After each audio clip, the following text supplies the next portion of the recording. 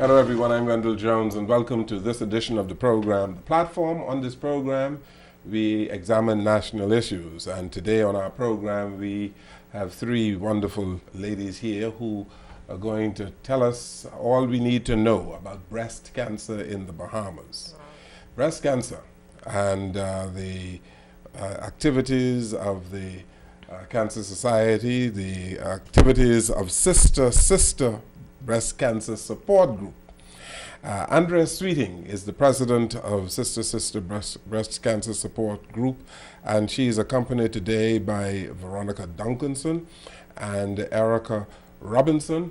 Erika Robinson is the owner of the Glass Kitchen and the daughter of Tommy Robinson.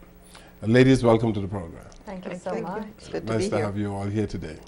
We have spoken about cancer on this program on numerous occasions, and it is very good to have you all here since October is Breast Cancer Month in the Bahamas. And the incidence of breast cancer is high and rising among men and women, eh? Both men and women at this point, yes. And it's very sad because we are trying our hardest to ensure that we educate our persons to understand if there are changes within the body, please to do something about it. We're still realizing that maybe because of their finances or what is going on within their lifestyle that they just don't have the monies to do so. But we know for a fact, because persons are not presenting themselves early enough, that we're coming up with late stages of breast cancer. When you say changes in the body, what are you talking about? There can be so very many. We can find that a woman may have a discharge from the nipple. She can have a lump, or she can have what we call clots, feeling clots. She can have pain.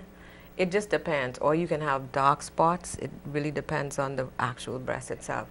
And in some cases, one breast might look larger than the other. So if you notice changes, you have to really be proactive and do something about it. Find someone, a caregiver, someone you can talk to, and let them help you through this. And that goes for every age group? Every age group, men and women. And see, that is another sad thing too, because of the mere fact that we have known and still go by what the American Cancer Society's mandate is, that we start screening at age 40. And if that happens, automatically, if I'm 28 or 29, am I concerned when I find a lump? No, I'm not, because it just can't be cancer. And then if I'm from a strong family history, that makes it even twice more frightening. When should a woman start screening for breast cancer? We're hoping with the technology that we have today and what our doctors do know, we're hoping to really say to our women that we can start at age 30 for women who are in a strong family history, and age 35 for those who are not. But you have women in the Bahamas who have been diagnosed younger than that, eh? Yes, younger than that. And it's the reason, one of the reasons is because of what we're saying is we're not vigilant. We're not paying attention to signs and the changes within our bodies. And that is one of the main things that causes a bigger problem. We have to pay attention. Erika Robinson has been on this television station and others, I'm sure, talking about breast cancer, the incidence among men.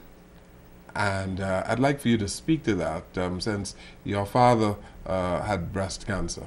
He did. I was approached by Miss Duncanson last year when, just through conversation at the restaurant, I made her aware that my dad had breast cancer and that it was something that I really wanted to do, which is make persons aware of that.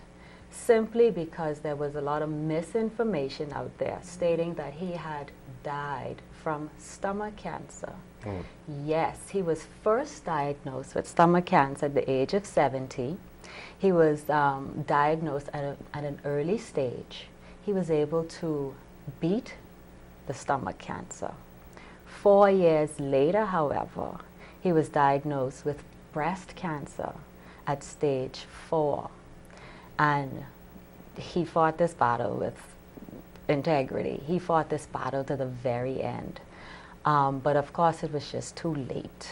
And so Miss Duncanson she just felt like this is a story that had to be told because it is so rare. And especially because of who he is as a man who has this legacy, that, you know what, maybe we can use this story to really make persons aware that breast cancer does exist in men and men in the Bahamas. And since then, many more persons have been diagnosed with breast cancer, many more men. I had Tommy Robinson on this program on at least 2 occasions, and we spoke about cancer at length. And I guess at the time, his stomach cancer was in remission. Yes. How is it that they weren't able, the physicians, the oncologists, weren't able to pick up breast cancer? And that's what's very interesting, because we also spoke of that. And to be quite honest, he was going for his checkups on time, and they were only testing for the stomach cancer. So as far as we were concerned, he was healthy, he was doing well. Nobody ever took the initiative to test for breast cancer. I guess they just felt as though the chance was so minimal that he would have breast cancer that nobody tested for it. And so when it was very obvious, when he started losing weight again, loss of appetite again, and the lumps were apparent, then we said, uh-oh, something isn't right. Or the lumps in the breast were apparent? Oh yes, oh yes. And that's when we realized, hey, something isn't right and we need to go back into the doctor. Interesting. Yeah. But men in the Bahamas really don't test for breast cancer, do they? Well, You hear prostate cancer tests and colon cancer, but you never hear a man going to be tested for breast cancer. well, our men don't even get tested as they should for prostate cancer. I mean, and Many we men know are that afraid to go to the Just doctor. Us is that the name of the group that's led by what's his name? Us two, I think that's right. Us two. And because we don't go to the doctor, we just don't go to to test for anything. And certainly not breast cancer. I think a lot of men don't realize they have breast. They think it's just chest. Yeah. You know, and so certainly, as Erika indicated, you know, the fact that Mr. Thomas Robinson, I call him the man's man, could die of breast cancer, certainly is a very powerful story for us to share. But that must have been negligence on the part of the attending physicians. I'm not sure. Because when I go for checkup, right, you do blood tests and all the rest of it, they check your whole body. Well, I wouldn't, I think that's being a bit harsh. I wouldn't say negligence. What is it? I think, as Erika indicated, it's just that what were the chances? What were the chances that it was breast cancer? Yes, but Veronica, I am a man. I go to my doctor. I do not check for breast cancer. I didn't even know that a man should check for breast cancer. All right? Because, you know, my chest is Your flat. chest. You have a chest. You don't have breast. Mm-hmm. Right? Okay, But so we all have breasts. yes. So you don't expect lumps, right? So if my physician is giving me a complete medical, you would think that it will show up in your blood test or the blood examination, right? Yes, they have tumor markers, what we call tumor markers. Yes. But it still has to be. The thing about it is, it's just like when somebody is diagnosed with pancreatic cancer or some sort of stomach ailment. We test them for everything else but. And it's really late at the time that they do detect that it's probably the pancreatic, it's ovarian, whatever. Because we just run around the bush. We do everything else, and then we realize all of these other things didn't work, so automatically it has to be the cancer. And so I can just understand what actually happens when a person goes to the doctor. You have to be very specific, and that's why we try to advise women as well as men. If you go to a physician and you don't feel like he's actually attending to what you are saying to them, find somebody else. Because you know within yourself something's wrong, but no one's able to tell you what the diagnosis is. Cancer is a lifestyle disease, is it? Well, we believe that, Wouldn't say. I don't know if it's lifestyle. There's still a lot of research going on, and you would have heard about the research that's being conducted by our local oncologist in collaboration with the University of Miami and Dr. Hurley. So I think there's some research that has concluded that it's a lifestyle, but there could be environmental as well, right? And then, of course, hereditary is because you do the same thing that your parents did. So that's how it becomes hereditary. So I don't think the jury is in yet on exactly, the cause of breast cancer in the Bahamas, but certainly we have reason to believe that it's a combination of lifestyle and environmental. And like I said, the research continues. Certainly in the case of our campaign, which is called Blowing the Whistle on Breast Cancer, the funding that came to this project from the Susan G. Komen organization, we zeroed in on 6 islands where the cases were higher. And again, those islands support what the theories are, that it's lifestyle, but it's also environmental. So those islands where we saw we thought had the largest populations are, of course, New Providence, Grand Bahama, Eleuthera, Exuma, Cat Island, and Andros. The incidence of breast cancer, is it growing in the Bahamas because of the population growth? And let me explain what I mean. 50 years ago, when I was a little boy, didn't hear too much about breast cancer in the Bahamas. Today, every other day, you can hear about someone who has been diagnosed, or someone who is suffering, or someone who died as a result of breast cancer. What is going on? I think, truthfully, though, 50 years ago, or what you're saying, it was a taboo word. Persons never even if they had cancer, whichever type it was, they were not prepared to say. And that was a big family secret. We always knew that our grandmothers or great-grandmothers or friends' mother was ill and they were in a room. What were they sick with? No one knew, or no one said. And so, yes, they were diagnosed with cancer, but they weren't diagnosed with cancer at the younger ages that we are today. And one of the main reasons what they're saying is because we're more open. Some of us are more open, and I must give that to the women. We have to applaud those women who stand up and say that I am a breast cancer survivor and willing to share that particular notion with the world.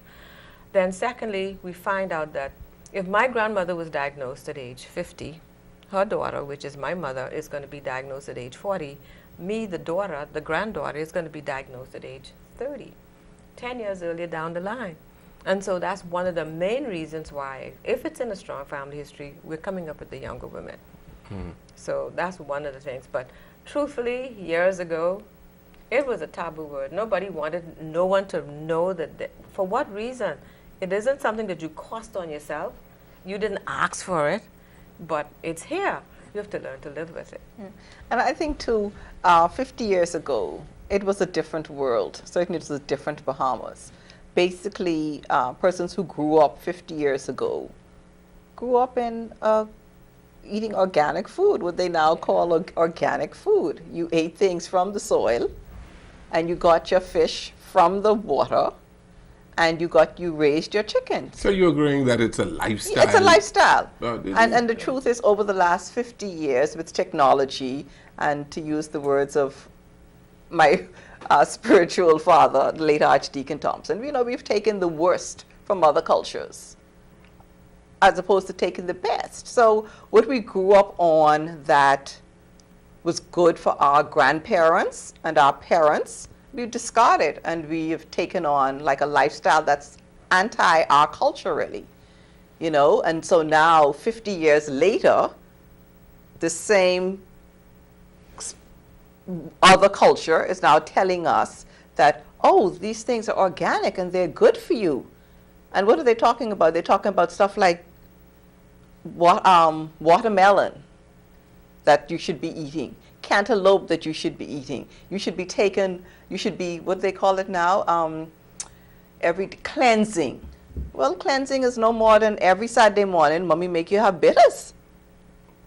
That was part of your weekly ordeal. I mean, you take your bitters on Saturday morning, to clean you out. You understand? And so now you're paying hundreds of dollars to do what we used to do, you know? And so, so when you add to the bad diet that we've developed over the last 50 years, and you combine that with the stress that we endure, then it causes a cancer, which is a sore, you know? You are what you eat. You are Isn't that right? you are what you eat, and you Okay. are what you think about, and you are, you know, you are what you allow your body to become, and your whole person to become. Yes. Yeah. And we have been, in the last 40 years or so, getting more and more into the North American Absolutely. way of life. Absolutely. And we have the North American way of death as well. There you go. Isn't that right? There you go. There you go. Mm-hmm. There you go. And so we need to go back to basics. There you go. Need to go back to There you go. basics. Go back to basics. And I would say, as it relates to diet, because I'm very passionate about that element in particular, especially because I do have a history of cancer. Ironically, the first person in my family to die of breast cancer happened to be my father. But we do have a history of cancer. And when my father was first diagnosed, he had very poor eating habits, very poor, lots of red meat. This is before the stomach cancer. This is right. This is before the stomach cancer. Okay. And I've been thinking so much as of recent as to why it is that, or what would have caused, or what could have possibly caused this breast cancer. And truth be told, he started eating very healthy. He changed his diet, his lifestyle. And for him, what worked very well for him was he did a little chemo, he did a little radiation, but he decided to do it along with holistic medication. He decided to do it with eating better, changing how he ate, as well as he worked on himself. He did a lot of reading. Mentally, he was very healthy, very strong. So all those things that you speak about, I saw it happen. I saw the changes in him. Now, what happened and why did this breast cancer come? It's very important to have knowledge. And we thought, and I am the person who encouraged him to really start to eat a more vegetarian lifestyle because of all the research that I had done.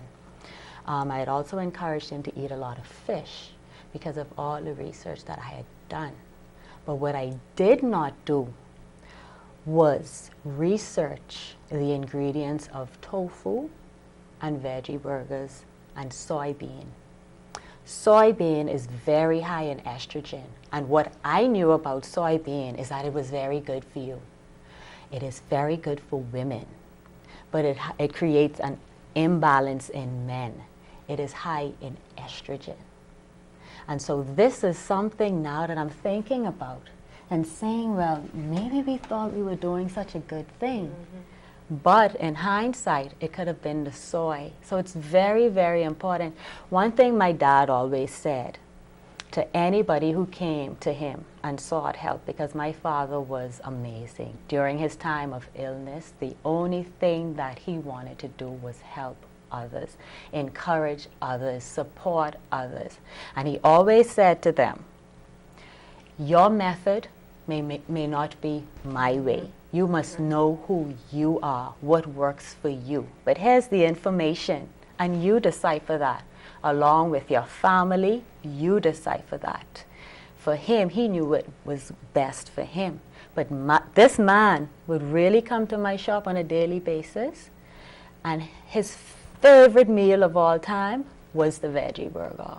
So you have to educate yourself. But you don't only put your life in the hands of doctors. Yes. Stop doing that. Be proactive. Stop that. The doctors have hundreds of thousands of patients, and I have seen it firsthand.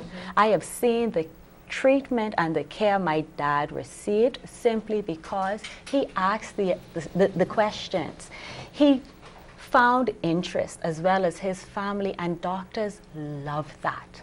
They love when family members, they love when the persons who are suffering themselves want to know the questions. There's so many times, and I've seen it, and you can tell me if I'm wrong, where patients just go into the doctor, they ask no questions, they allow them to work on them, to give them chemo, to give them medications, and they ask not one question. Tommy Robinson had chemo, and he told me how poorly he felt after having chemo. Yes.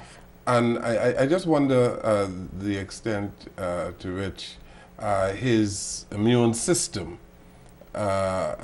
broke down as a result of the chemo. It's all a possibility. And perhaps had something, and the cancer was already in his bloodstream. Oh, yeah. And could have gone elsewhere in his system. Yeah. And as a result of that, developed breast cancer. Well, you know, we all have cancer cells. Yes. Yeah. And so these radicals are there, regardless to what. What makes yours multiplies and mine don't. We still don't know that. And so therefore, exactly what she's saying. But to be... We all have cancer cells, you Yep. say? Yes. We all do. Okay. But you have people who have more cancer cells than others. But what causes mine to come together and clot, Yeah. then we don't understand that. So that's one of the things we have not actually put our feet on the ground with. But honestly, we all do have them. And so when we take the different types of treatments, radiation or we do chemotherapy, what we're doing with radiation, we're sterilizing that particular area. So that doesn't say if something has actually moved from one area to the other that it's nothing has happened to that. Radiation is only going to sterilize that particular area. Chemotherapy, on the other hand, goes in the entire body, and it kills off your good cells and your bad cells.